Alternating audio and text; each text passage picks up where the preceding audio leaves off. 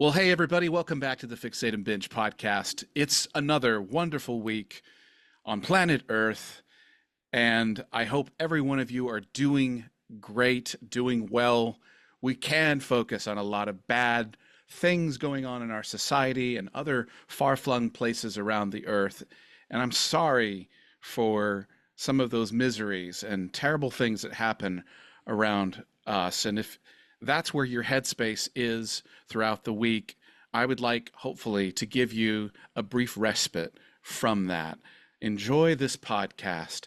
Settle in, get comfortable. If you're driving, don't fall asleep. If your car has a self-driving mechanism like a Tesla or something else, still stay awake. You don't want to have the car drive you into the lake. But let's get started. I am very excited. I have a guest. If you've been listening to the previous episodes, I've mentioned the advent of this guest returning to the Fixate Binge podcast, and they are standing by. They are standing by from an international location, which I will reveal shortly. But before we jump into that, I wanted to share something with you that kind of has been a shock to the senses, as it were. And what I mean by that is I watched a film with my wife. It's called Sovereign. It's directed by a new director. It's his debut film, Christian Swagel. And it stars Nick Offerman from Parks and Recreation, Jacob Tremblay, he's grown up, unrecognizable in this film, and Dennis Quaid, and it's based on a true story. I wrote a review, okay? I wrote a review of it on Letterboxd. I hope you'll be okay, and you'll indulge me if I just, as quick as I can, read this review, because I highly recommend it. Now, there's not a bunch of spoilers in this at all, so don't worry. But you can rent Sovereign right now on Amazon Prime for, I think, $10, which is really good considering that it just left the cinema. So anyway, without further ado, I'm going to jump into this, and then we're going to waste no time bringing my guest on. So anyway, Sovereign. Here's my review. Okay. More unsettling than what is depicted on screen in writer and director Christian Swagel's debut, Sovereign, is the horror of realizing that I personally know people who embrace the nationalist sovereign ethos. A long and ignominious line of homegrown American malcontents, from Timothy McVeigh to Ted Kaczynski, remains a worrying trend in our society, and we would be wise to pay closer attention. In Swagel's film, we are given, frustratingly, very little knowledge of why the film's protagonist, Jerry Kane, played brilliantly by Nick Offerman, would gravitate towards an anti-tax movement, specifically the Posse Comitatus movement, other than he has a recalcitrant aversion to authority of any kind and has thoroughly immersed himself in legalese rhetoric to obfuscate any interactions with agents of the law, from the police to the courts. Under Jerry's watchful and controlling eye is his son, Joe, played by a thoroughly unrecognizable Jacob Tremblay, who is the recipient of his father's tutelage in all things anti-government. As a court-ordered foreclosure looms for the father and son, a sequence of shocking events unfolds that will leave anyone viewing the film numb. Tremblay plays the role of a caged bird who, but for his father's extremism, would otherwise have a normal adolescence, such as attending public school and preparing for college, instead of just being quote-unquote homeschooled and accompanying his father on small lecture circuits around the southeast of America to meet other frustrated citizens on the margins of society and further foment their anger towards the municipal forces and local government. But as push comes to shove, the terrible toll that a parent's influence has on their child is laid bare in this tragic tale based on true events from 2010 in West Memphis, Arkansas, that left more questions than clear answers. I am reminded of famed 20th century English poet Philip Larkin's blunt assessment on the pitfalls of generational trauma between parents and children in his 1971 poem, This Be the Verse. And before I read this, there is some language in this, but I think that's, if you know the poem, you know that, but I'm just going to warn you. Here's the poem. They fuck you up, your mom and dad. They may not mean to, but they do. They fill you with the faults they had and add some extra just for you. But they were fucked up in their turn by fools in old-style hats and coats who half the time were soppy stern, and half at one another's throats. Man hands on misery to man, it deepens like a coastal shelf. Get out as early as you can, and don't have any kids yourself. Whatever you think Swiegel's sovereign film is trying to tell us is entirely subjective, as the messaging remains as murky as the event it is based on. But as far as the performances go, from Offerman, Tremblay, and Dennis Quaid playing Police Chief John Bouchard, there is much to admire. I highly, highly recommend that you see this, especially given the times and the events that we are experiencing living in America right now. Anyway, that's my review. I hope you don't overlook this one. It's made my list of one of the best films of 2025. I don't know, nor do I really care if it makes its rounds at the award circuit. It was still a great film for me. It made an enormous impact on me, and I can't stop thinking about it. So I think you owe it to yourself to check it out. Now, enough with me nattering on. I am so excited to welcome my guest all the way from England. She returns to the Fixate Binge podcast. We've had Jeanette here, I think, almost every year that the podcast has been going. The last time you were here in October, and we talked about our favorite horror films from our respective countries, and we put together quite an awesome list. And I'm excited for Halloween to begin again, because I think I might rewatch some of those films again. But that's not why Jeanette is back with us. Jeanette has done something so many of us want to do, so many of us dream of doing, and so few of us actually do. And I include myself in that. Jeanette has written a wonderful book. I have the book with me right now. It just came out. It's called Trouble in Atlantic City. And Jeanette Flannery, welcome back to the Fixate and Binge podcast. Hi, Joe. It's great to be back on. I've been really looking forward to it. Awesome. I got this book only last Friday, and then I did my dangdest to find a quiet space to get into the book. And I live in a small house, not quite unlike Tolkien's Hobbit hole. We're all packed in here, and there's not any part of the house that's quiet for any sustainable amount of time. So in the end, I gave up and took the book to work, and on my breaks, I would read it. And then there would be a knock at my door, and I'd have to get back to work, and my break was over. And I only got about 8 chapters in. It's a page turner, and I want to keep moving forward into it. But your book takes us, I mean, we're old friends, just so our listeners know. Jeanette and I have known each other for over 20 years, right? Yeah. We've known each other for over 20 years. We did our master's degree programs in England, in Stratford-upon-Avon, back in 2003 to 2004. We've been going as great friends for over 20 years and on, and it's just great to keep that friendship going. And I'm so excited rather to support my friends and former colleagues in their ambitious endeavors, and this is no exception. And I'm just so excited. But I gotta know, what fascinated you about Prohibition era America? And I mean, from all the way across the Atlantic, you're on the other side of the Atlantic, and you became fascinated with our side of the Atlantic during the Prohibition, something that I think would have caused a civil war in England if that had happened over there. So, Yeah. We do love our booze over here. Yes, you do. Can you imagine all those pubs simultaneously shutting down? I mean, the country would grind to a halt. So This is the thing. I've always it's really funny, isn't it? That you think, like, we met obviously when you and your family were over here in the UK, and you think, Yeah. you came here to kind of get the UK culture, and yet I've always been really interested in American history. I think it's just one of those things where Prohibition in particular is just so unique. It's such a unique. So when I wanted to write a book, I've often, when I've sort of dabbled before, I've always sort of written, historical fiction. So Victorian age is obviously the big thing for the UK. Yeah.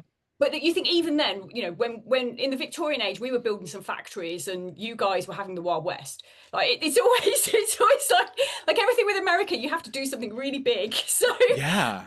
20s is the same. So initially I was thinking, am I really the person who can tell this story, because I'm not American? obviously, I don't have that American heritage. But also, like I say, it's just so completely unique to anywhere else in the world. So that's one of the things. I think also so you haven't got to, I don't imagine, the character of Pearl yet. So No, just, not just yet. so that anyone who's kind of listening or watching, so basically the book is separated into two sections. So the first section is the character of Milton. So Milton tells you a little bit about how his friend George has disappeared, and both him and his well, he calls her his ex-girl Pearl, who's a singer in a speakeasy, has disappeared. Both of them are under suspicion of the disappearance of their friend George. So his half is telling you a little bit about, here's how I met George. He used to be a colleague of mine within this mob, and this is how I built myself up from the start of the mob to essentially leading it. And then the second half is about Pearl's side of the story. So I don't want to spoil it too much by saying that, but basically the two of them are accused of it, of being involved in this disappearance, and one of them is lying, is essentially. And I've made that very clear in the blurb Sure. on the back, that Yeah. you can't necessarily trust elements of people's stories. So hopefully I'll be really interested to see what you think by the end of it. Oh, yeah, Just and I can't wait to tell you. Already I have questions. I'm only 7 chapters in. I mean, can I interject and just go ahead absolutely. and say, hey, I mean, this is random. I have in my head, I have kind of like an idea of the questions and the flow of our discussion today, but I also have adult ADHD, at least I think I do, and I'm just going to say, no, this is in my head now. I'm going to say it. So in one of the chapters, you've got George and Milton, early days, towards the beginning of the book. They're on the boardwalk in Atlantic City, and they're checking out the girls towards the beach, and they see a well-dressed girl, as you explained, dressed to the nines, handing out flyers. And the assumption is, oh, she's handing out flyers for the anti-saloon movement, which is pro-prohibition. It's the dangers of alcohol and the spirits and the devil and all that. And it turns out that she's actually handing out flyers for a Zelda's, which is, I believe, not what's the word, clairvoyant, like a palm reader, right? A tarot palm reader. And then there's an interaction between George, Milton, and this girl. And she says something. She doesn't think much of George, but she says something to George along the lines of, what was it? Something like, I mean, the way she phrases it, you won't live long, but you will be greater than Milton. And immediately I went, Macbeth, Macbeth, Macbeth, Macbeth, Banquo, Banquo, and Banquo and Macbeth, the witches, Banquo. I mean, immediately, boom, everything went off. Yeah. And I thought, that is almost exactly what the witches say to Banquo, Yeah. lesser than Macbeth, but greater. And Yeah. just full disclosure, folks, Jeanette and I studied Shakespeare for our master's degrees. And I did my thesis on Macbeth, my master's thesis on Macbeth, and then later I would go back to study for a PhD and do on King Lear. And I can relate. An American trying to write in England about Shakespeare's the greatest poet in English lit. So I kind of feel a fish out of water for that too. But I gotta ask, were you making an allusion to Macbeth with that? 100%. 100%. Oh, There good. will be a few little kind of Okay, nods to it as you go through. There's less as you get towards the end, good. but very much so. Yeah, Uh, very. So yeah, Immediately. I know that you will pick those up as we Yeah. go. Yeah, That was great. I mean, I read that and I went, oh, this is going to be good. I mean, when you're using Shakespearean tropes or Shakespearean references, and I mean, I'm not saying, someone's a plebe or a plebeian if they don't get the reference. We we were neck deep in Shakespeare studies, so we're nerds with Shakespeare. We're going to pick up those things. We have like a heightened sixth sense for Shakespeare references that might be lost on a casual reader. I got to ask you though, what was the first spark for writing Trouble in Atlantic City? I mean, what was where did the idea germinate from? Where you were just like, this is the story I have to tell. This is the setting. This is going to be my next whatever, you know? It's going to sound like the weirdest thing. So I wrote the original draft of this. Well, actually, not in the full draft. I wrote Milton's side of the story in Okay. 2020 during lockdown. And I actually just dreamt the first chapter. So the first chapter with the story about the seagull and the bird, that was the thing. So I woke up and it was completely fully formed, and that's the very first thing I wrote about it. But also it was, so in 2019, my father passed away. So my dad was really ill for about 5 years with cancer. And one of the things that we would Sorry. share quite a lot, we shared books all the time, music, but we also had a real love. So he absolutely loved, I assume you might have seen Peaky Blinders. Do you have Peaky Blinders? Oh, I do. Yeah. It's So on my dad was Netflix a here. massive fan of Peaky Blinders, so he introduced that to me. I remember Really? I did buy him the first season of Boardwalk Empire. I don't think he ever managed to watch it. So when I started writing this story, I had that dream and I wrote the first chapter. And then I was like, I would really like to write a book that I think my dad would have liked. And Oh, that's kind of really where it came from. But then there's also, like I said, I've always had this fascination with the 20s anyway. And I think particularly for the role of women as well, just mm, the sudden thing where women kind of start to get a little bit of a voice. And then mm. you've obviously got the controversial sort of subculture of the flapper where, you know, the woman doesn't want to be at home anymore. She wants to go out and drink gin and go dancing and have a Right. wonderful time and reject quite a lot of the, sort of cultural Sure. expectations of her. So I always think that's really interesting, and because I've always loved, I like a lot. I really enjoy gangster films in general. I always have done, and I always feel like the female characters never get much of a storyline, or they do, but it's always told through the male gaze. It's always told through men's like sort of experiences of women. Right. So one of the other things I wanted to do was I was like, I would really like, once I started writing Milton's story, I was like, I'm kind of halfway through. Not really sure where the story's going, and I was like, I would really like to give a woman character a voice here, to tell a story and have that other side of, what is it actually like to be potentially what will soon be like a mob wife. She's the fiance, becomes the fiance. What would it actually be like be living with someone who's a gangster, who kind of goes out for the day, see you later, love, Yeah. goes Don't out for ask the me about my day at business. work. Yeah. Yeah. Yeah. Like, what would you talk about when you came back? Because they're Sure. not going to talk about business or Yeah. any of that. And again, doing lots of research, talking a lot of so I do quite a bit here and there on TikTok as well. And one of the things that always goes really well is about Al Capone's wife, May Capone, because no one really talks about her. And she stood with him through, until he died. She nursed him when in his his last days. He wasn't particularly that great a husband in a way. He had Sure. multiple affairs, and like I say, and also he never told her anything about the lifestyle that he led really outside of the marriage, because I suppose to kind of protect things, really. You think if somebody knows too much, then they've got something they can spill. Whereas if they know nothing at all, Yeah. you can't. And there's laws in, I don't know how old the laws Yeah, are in the American criminal court system, that you cannot force a spouse to testify against her husband against her yeah, will. yeah, And in fact, there's been stories where people will get married who are awaiting trial. They'll get married to prevent their spouse being subpoenaed to testify.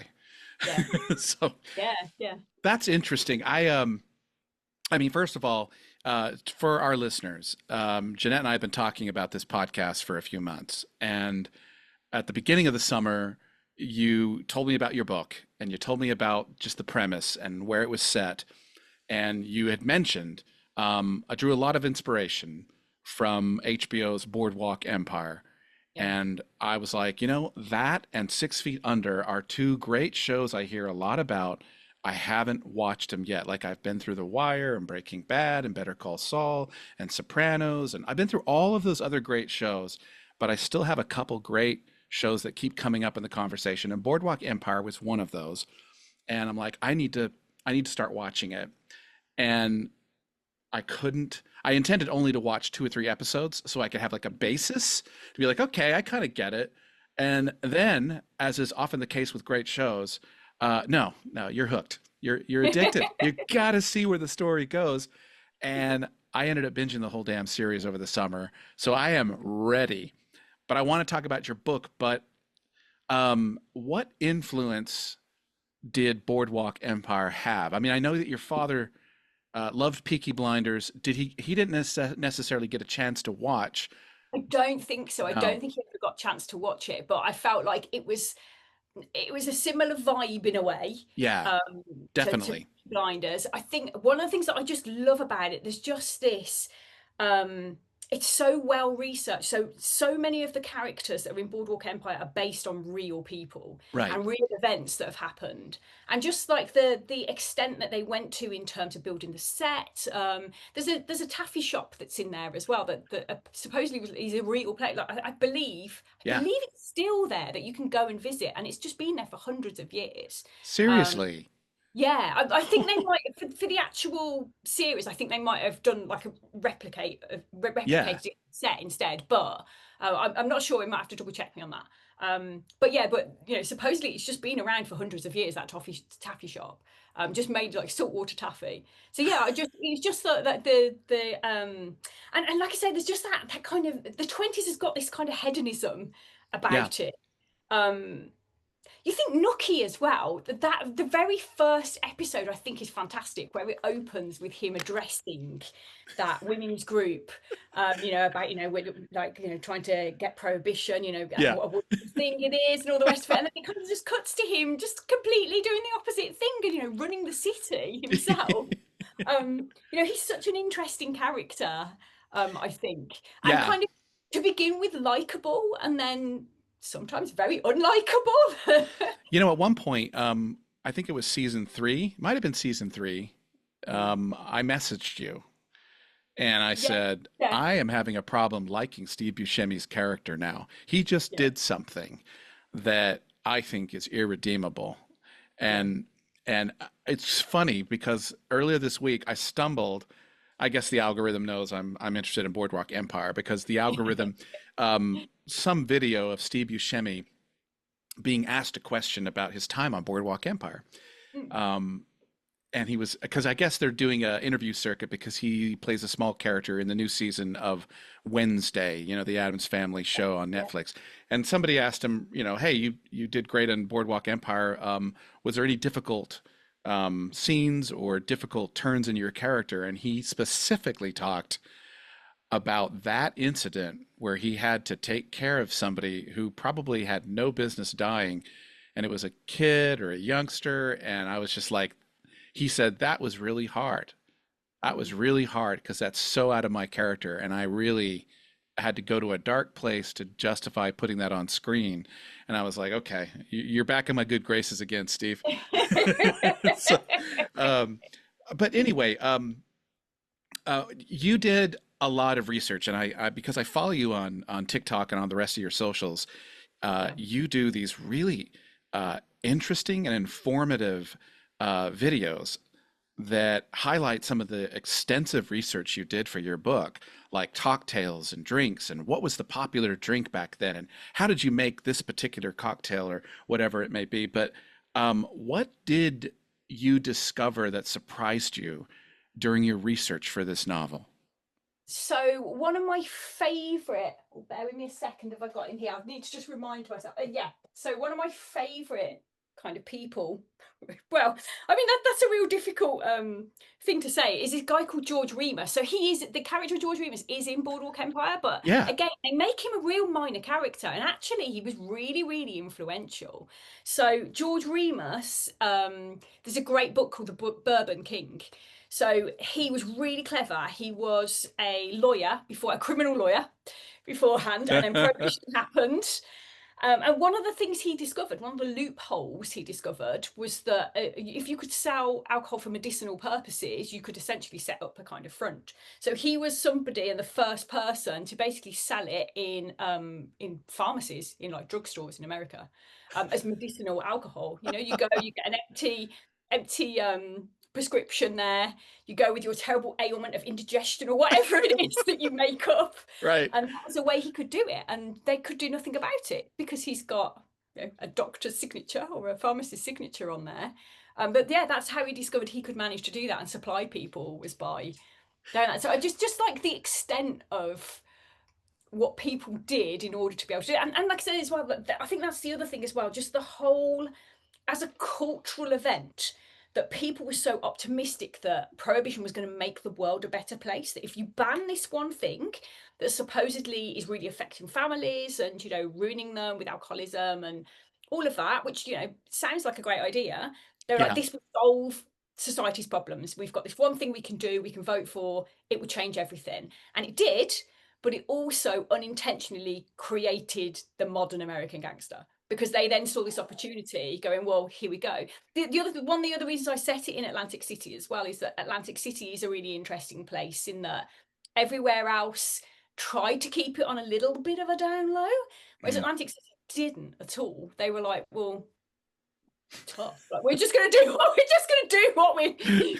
come and get us if you want. Like, yeah, I Yeah. think there's that as well. It just makes it just the blatant corruption, and Yeah. like I said, doing it really openly, just openly. Jeez. And it was brazen. When you were saying they would find medicinal reasons to distribute alcohol during Yeah, Prohibition at the local pharmacy or whatever it may be, or a very early version of Walgreens or whatever, yeah, or Boots, as it were, in your country. It yeah, reminds me of how many people continue to smoke weed. "Oh, it's medicinal. I've got yeah, glaucoma. yeah, I've got aches and pains, arthritis. I need it." Of course, yeah, now it's legal. Shows how much we don't learn really yeah, about these things. And of course, the gangsters from the Prohibition era, you could draw a link to the rise of the cartels and those brutal, vicious gangsters south of our border as well. We don't yeah, seem to learn. History is a flat circle. I've yeah, To borrow a line from True Detective, or yeah. time is a flat circle rather. So historical fiction, it can be tricky to balance fact and fiction. I say this before. I've said it in a previous podcast. I once had this idea to write a screenplay about William Tyndale and about his translations, his illicit translations of the New Testament, and his attempts to translate the entirety of the Old Testament, and what that ultimately cost him. And I kept running into this problem of these are real historical characters, Yeah. and there's going to be people who are wondering, that's not what Sir Thomas More said. That's not what Henry VIII said. That's not what Thomas Wolsey said. That's not blah, blah, blah, et cetera, et cetera. And you're trying to like, look, I'm trying to bring historical characters to life. Was there anything, did you feel any restrictions as a writer setting it in a very recognizable and specific time frame? Did you feel any pressure to, I don't know, as an author, like what do you depict? Where do you take creative liberties? That's a really interesting question. I think that I always go for the fiction side first and the historical bit of it. So what tends to happen is, I think one of the reasons why took me so long as well, not that long, but took me a bit longer than planned when Yeah. writing it, is I'll get to a certain point and you'll be writing, you'll go, did they even use that word then? Mm, Like, you know, do people have this, like, so one of the things, again, like something really really simple, there's one bit where they make where I was like, okay, someone needs to make a telephone call, and I was like, oh gosh, okay, well, would everyone have had a telephone actually in their home? So like some people would have, some people wouldn't, you know, but they're more likely to go and walk to an actual booth somewhere. yeah. You know, there's just all of those little things that you don't think about until you come to actually write them. One of the things as well, when I did the first draft, Milton's voice had a lot of 1920 slang, like, but to the point where one of my really good writer friends read it and she was like, Jen, this is really clever, but it's impenetrable. She was like, you can't, like, have you ever read Clockwork Orange? It was like that, you know? Yeah, And she's yeah, like, yeah, you're gonna have to, she was like, you know, it's great. She said, but it just, every time I read something, I have to stop. So I've had to come up with really kind of giving them their own dialect, each character, of yeah. words that they might use, and Right. hopefully words that will be familiar to people, or they can at least get them. But yeah, I've taken a lot of that out because, like I say, it was great, but Yeah. also, and then Well, also, sometimes you think there are words that people have used where now would have been some sort of racial slur, or do you know what I sure. mean? Had connotations that, again, you're just having to be very very careful, because obviously for a modern audience now, even though you're trying to interpret something from the history, some things are just not acceptable. So Yeah, and yeah, it's that. I can imagine using a particular idiom or a colloquialism Yeah, that was, you know, germane to the time, that was common in that time era, to be sure that you were using it within the correct time frame, it would send you down a rabbit hole researching, going, okay, let me Yeah. Google search that phrase. When did it come from? Where was its common usage? And you could spend, I would spend half an afternoon just confirming, double checking, triple checking. Wikipedia is not a very reliable resource, No. and I would do that. I lost a few weeks trying to talk about court fools in my dissertation about King Lear, where I was like, well, there's the fool, and what's the tradition and of fools and court fools, and well, there's mask fools, and there's different. And the next thing I know, I was down this rabbit hole. I was miles away from what I originally wanted to say, and I was stuck. And I think that's the thing that ultimately led me to abandon my idea of putting together this William. I got halfway through the screenplay and I gave up. And I might go back to it someday, but I was like, I can't do it. It's too hard. And so I tip my hat, because you're from England, you're from the Midlands of England, and you're using colloquialisms, idioms, phrases, slang from over a century earlier in another culture. That's amazing to me. I mean, that's just amazing to me. And yet when you read it, and I'm not very far into it, you read the book, this has a distinctive American style voice. I've seen enough gangster movies. I've seen enough American gangster movies, from Public Enemies with Johnny Depp, which is a great film about this era. I've seen the Kevin Costner, Robert De Niro, Sean Connery, Untouchables, Brian De Palma. I've seen that. That's a great film. And I'm like, this fits right in there. And of course, I've binged all of Boardwalk Empire. I'm like, this book fits right in there. This is really, really authentic.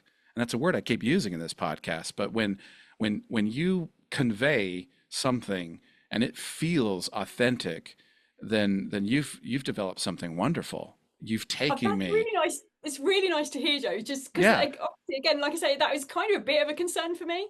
And I do have, over here in the UK, I do have somebody who's American, where I said to them, like, please, could you read through this? Anything that is a particularly British idiom, Right. tell me. But even then, there are still phrases where you think, well, again, it might be a modern Americanism, I guess that would be the word. No, that works.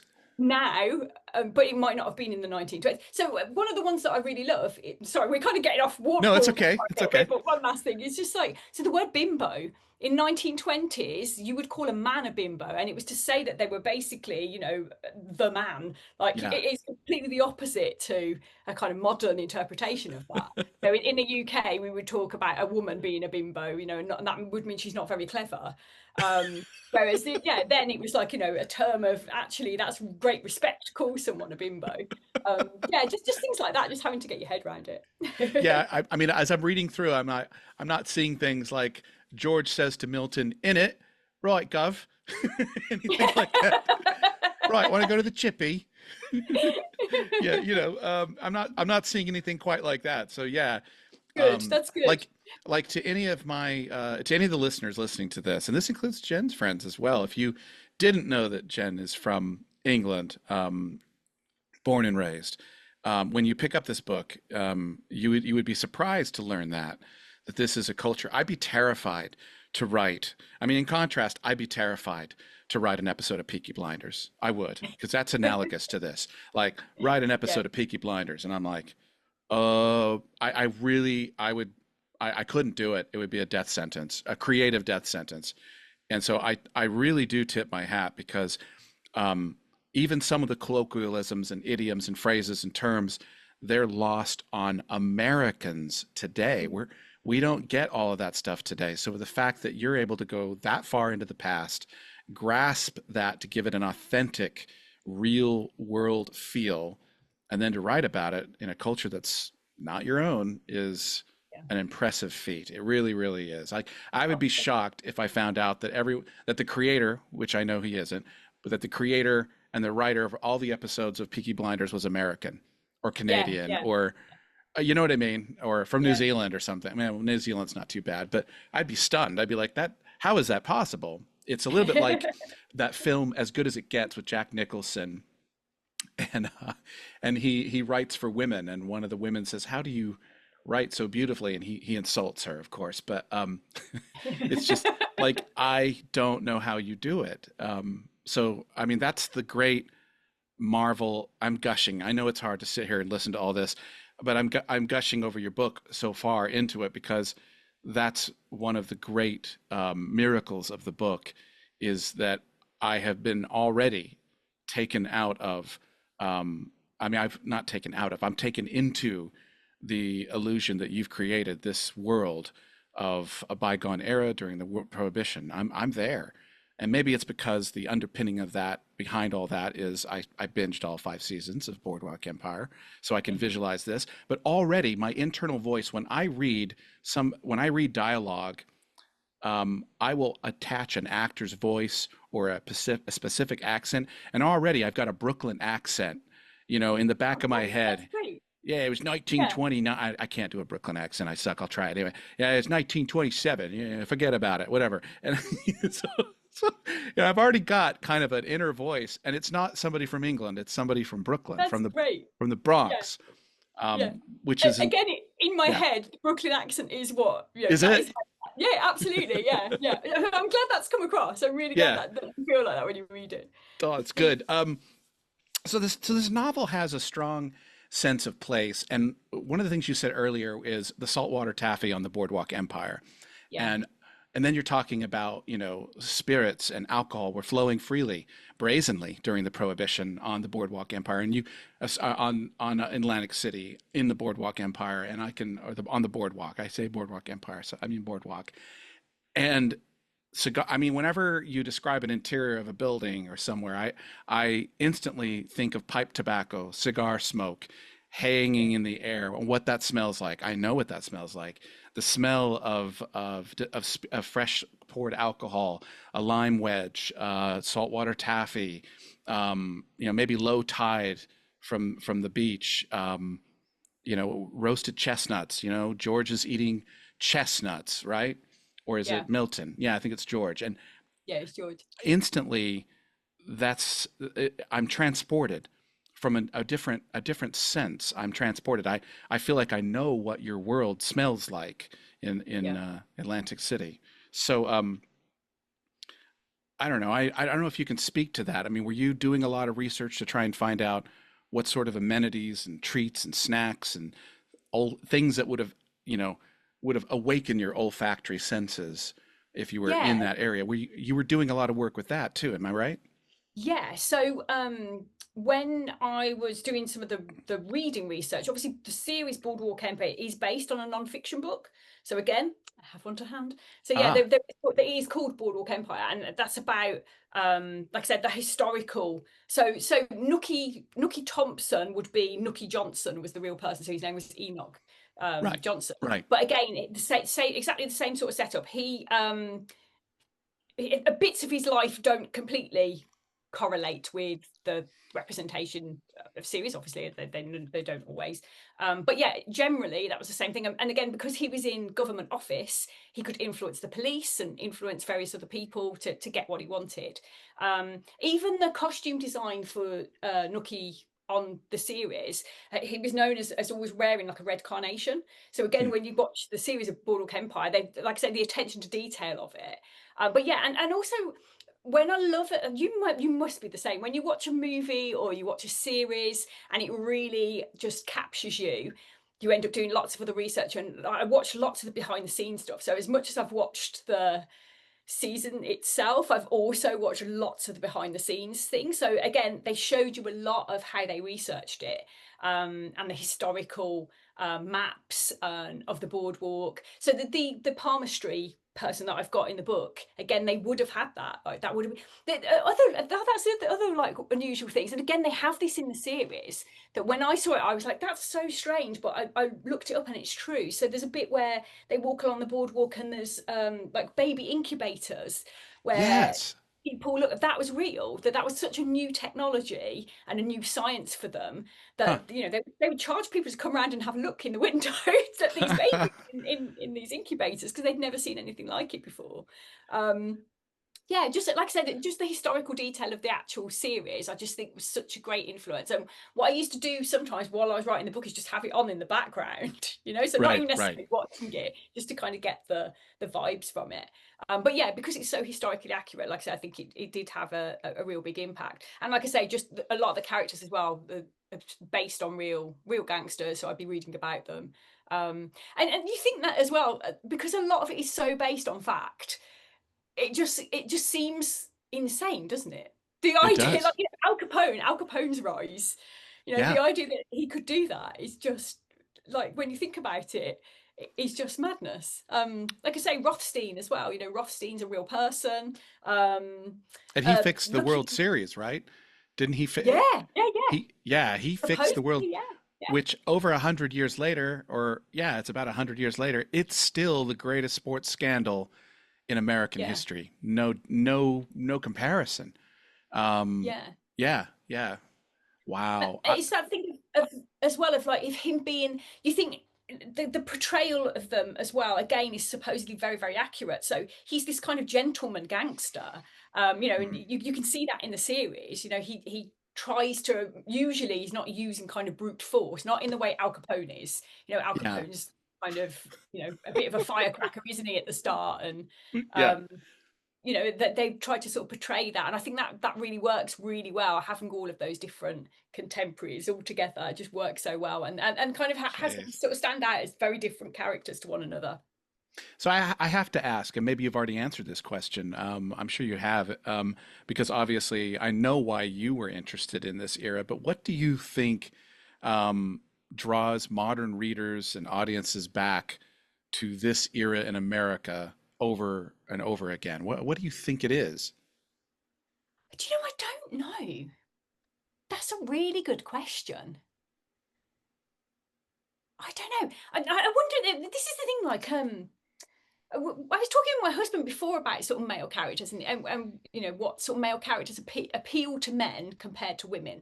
What film we weren't talking about a 1920s film. We were talking about the character of Robin Hood, and Yeah. characters like that. And he was saying, no, it's this idea of kind of the lone wolf, and the that idea that you can live outside of society. The outsider tends to Hmm. appeal a lot. And I think that that's probably the case with the 1920s thing. There's an element of the gangster that, even though they're kind of corrupt and immoral, this idea that they can go and live the way they want to live. I think that's why people still have that fascination with people of that era. Um, Yeah, like I I said, think female characters as well. Like I say, I think there is, like I say, that idea, particularly, again, it's hard for me to comment because obviously I'm not in America at the moment, and the sure. way that news is filtered.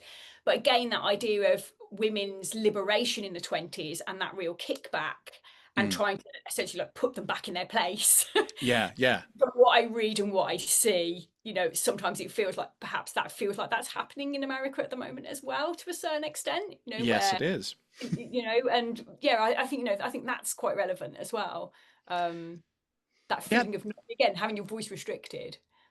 yeah. I think you're right. I think you're right. I also I think some of the buildings, the vestiges of that period are preserved and they're still there. You can, I mean, America's museums and artifacts is always going to pale in comparison to Britain's. So you guys have buildings still in use that were built when they thought the Earth was still flat. Um, uh, before Copernicus came along and said, "Wait a minute, the Earth doesn't." Okay, anyway, but yeah, I mean, I think there's something to be said about lovable rogues, and I'm wondering if um, pulp writings, pulp comic books, early comic books, because I know that there was this phenomenon in the Old West where Billy the Kid became an overnight sensation because he was popularized in pulp comics. He was written about, and he became this folk hero, even though he was a cold-blooded killer Yeah, and remorseless cold-blooded killer. But yet he was elevated into something he was not. And I know that that happened a little bit with Capone as well, and Machine yeah, Gun Kelly, and some of these guys. They had this public persona and they had this other gangster persona, and yet the public was we're enthralled by the duality. How can you be this, gangster and still have a wife and kids at home.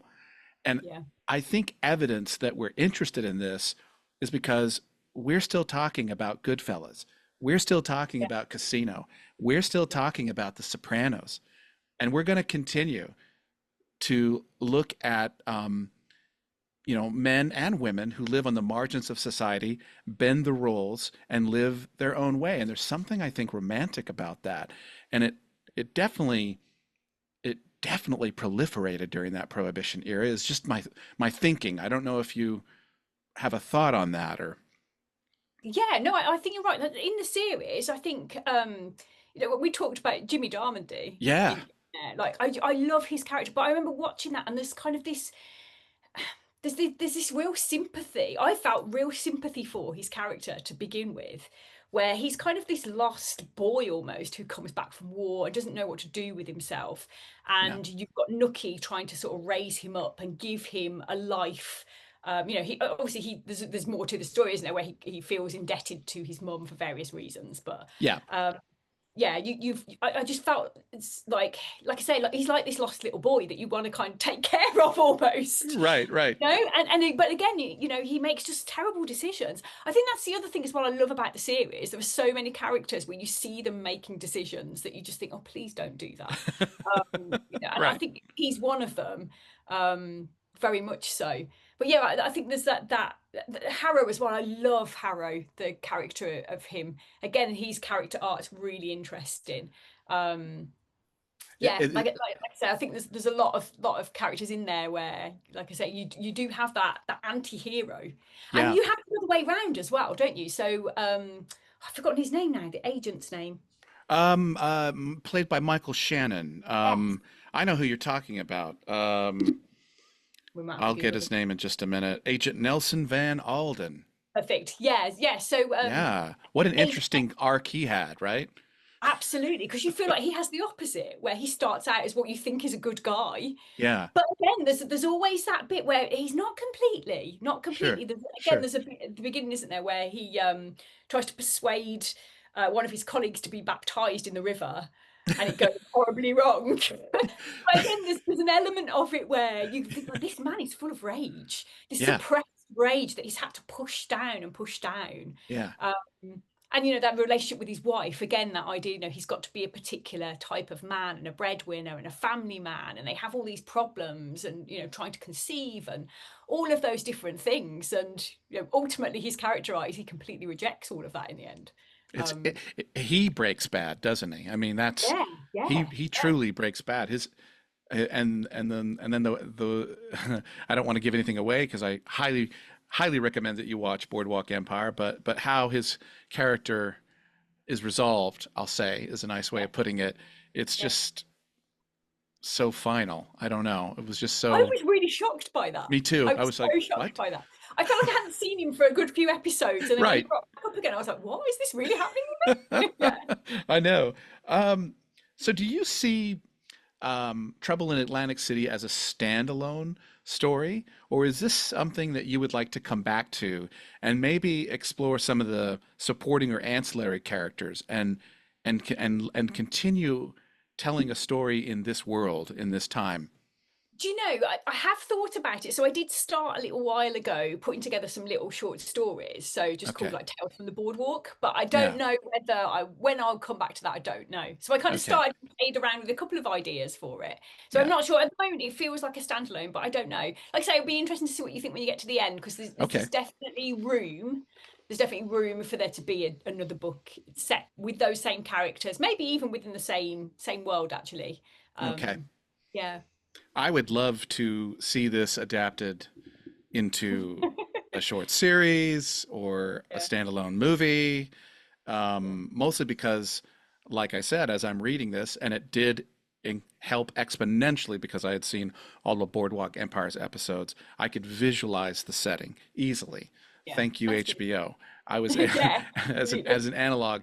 I didn't have to rely too much on my imaginative powers, and so I could visualize, and that helped. But um, even though I'm not too far into the book, and I will finish it, even though I'm not too far in, I'm like already Oh yeah, I know exactly where this would take the exact angle that would be on the boardwalk, and then they're standing in front of the saltwater taffy thing, and then they're doing this, and then they're going over here, and there's the speakeasy over there, and there's the palm reading and the tarot, and I'm like, yeah, instantly, and even in my head, I'm like, and then Nucky Thompson walks by like an extra, you don't see him, but he's there. It's Buscemi, and, and then Michael Shannon's Van Alden walks by.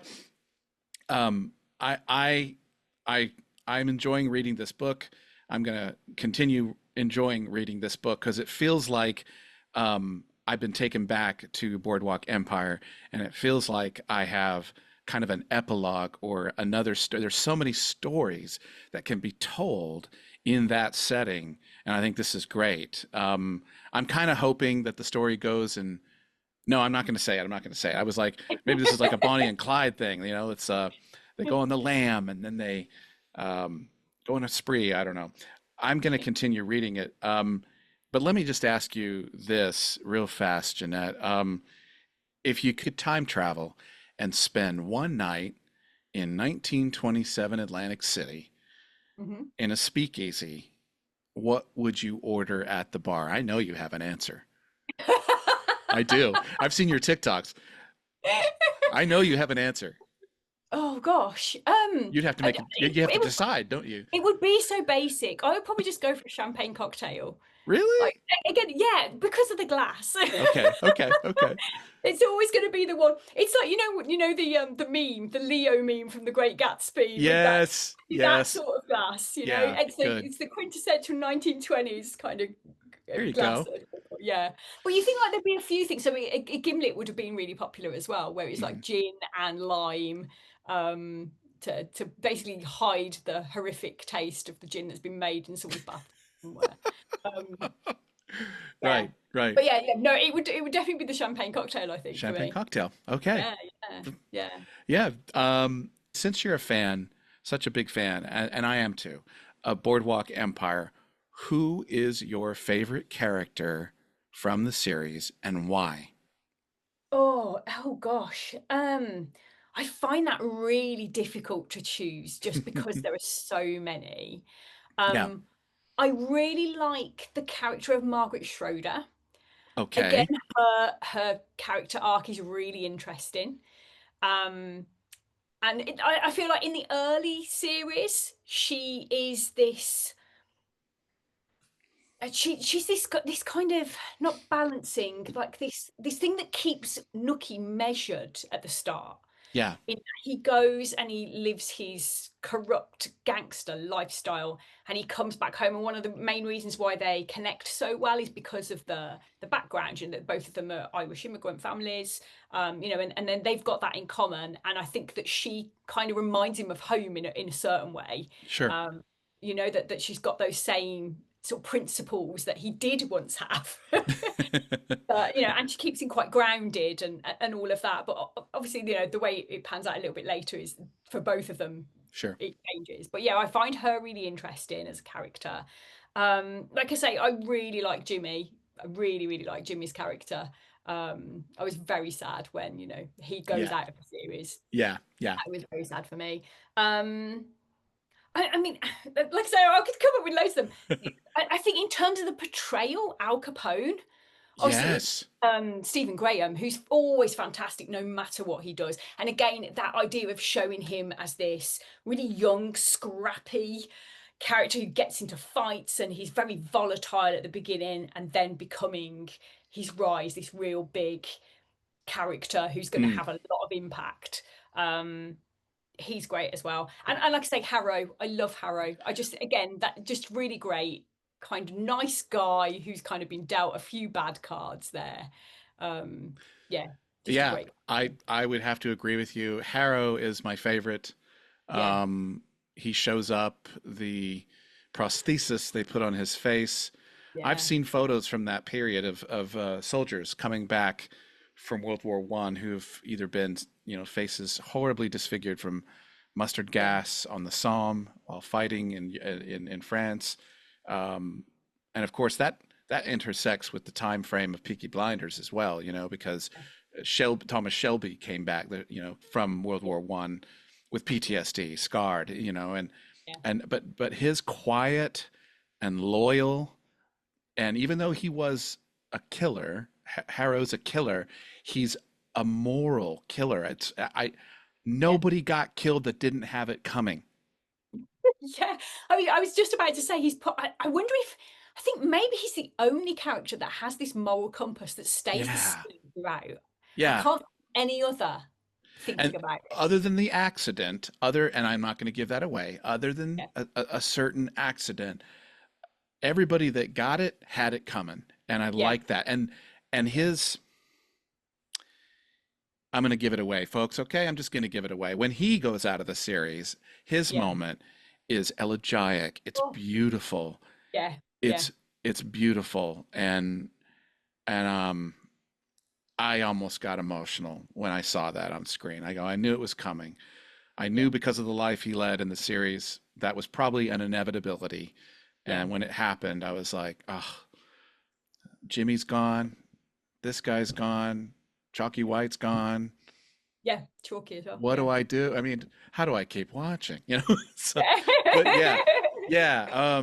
Oh my I don't gosh. mind. I don't mind admitting I shed a tear when Did you? he. Yeah. Oh, absolutely. Yeah, Especially absolutely. as the So as the well done. lights went out, the one thought he had, it reminded me a lot of a short story called "Occurrence at Owl Creek Bridge" by Ambrose Bierce, about a character who dreams at the very end of his home, going home. Yeah. Yeah. Anyway, holy cow. Um, Jeanette, I am so excited for this book. I am so excited to continue reading it. I'm all done with Boardwalk Empire, and I need a fix. I need to continue to be in Prohibition America. Visually, I've have it, and I'm interested to continue immersing myself in your story, in your words. I want to know. I want to meet Pearl. I want to know more about George, and I definitely want to know more about Milton. And then I want to look at the two competing or juxtaposing perspectives on what really happens. And I can't wait. I can't wait to get it all done.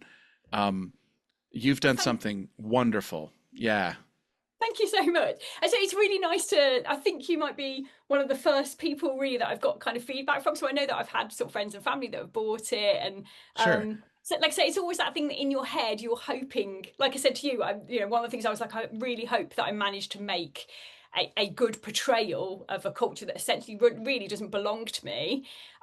You've obviously got the historical distance to be able to, which I think puts a different spin on it. I would never dream of trying to write something that's contemporary.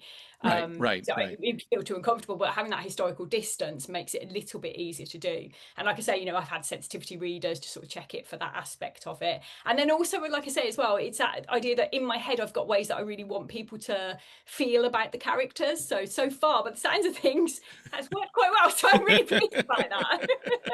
No, it's been great. Thank you so much. To our listeners out there, you can pick up this book on Amazon Prime. Sorry, not Amazon Prime. That's where you stream movies and TV. You can purchase this book on Amazon. How many pages is it? It's not a very long read. And the chapters are very concise. They don't drag on like Tolstoy.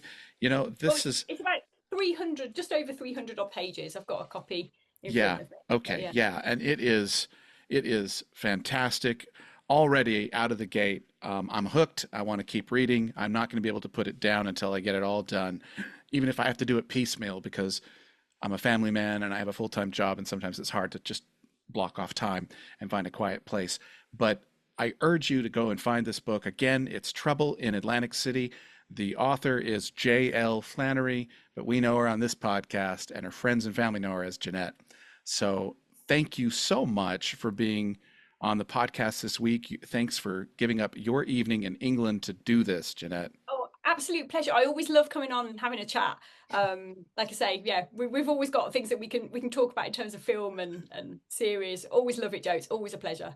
The pleasure's all mine. I really appreciate it. Now, for our listeners, I've got some great goodies coming up in the month of September. This podcast, of course, is the first week of September that you'll be hearing this. I've got my guest next week is an actress in Hollywood. Her name is Jennifer Levinson. You may not know her, but she is a star. She starred and co-wrote a film called Trust that you can access through Momitu, which is an app that you can stream through Amazon Prime. I watched the film. I wrote a review. She read the review. We got in touch. She'll be here next week. I'm excited to get into that. And then the week after that, I've got another guest who recently starred with Pedro Pascal in the film Freaky Tales, streaming now on HBO Max. I urge you to check that out. That's going to be a great podcast as well. But for everyone out there, I hope you have a great week. I hope you're healthy, happy. I hope you're kind to yourself. I try to say this at every podcast that I wrap up. Be nice to yourself. I hope your inner voice is complimenting you and saying nice things about you. You need that. I need that. I think we all do. Anyway, I'll see you next week. Have a great one. Bye-bye.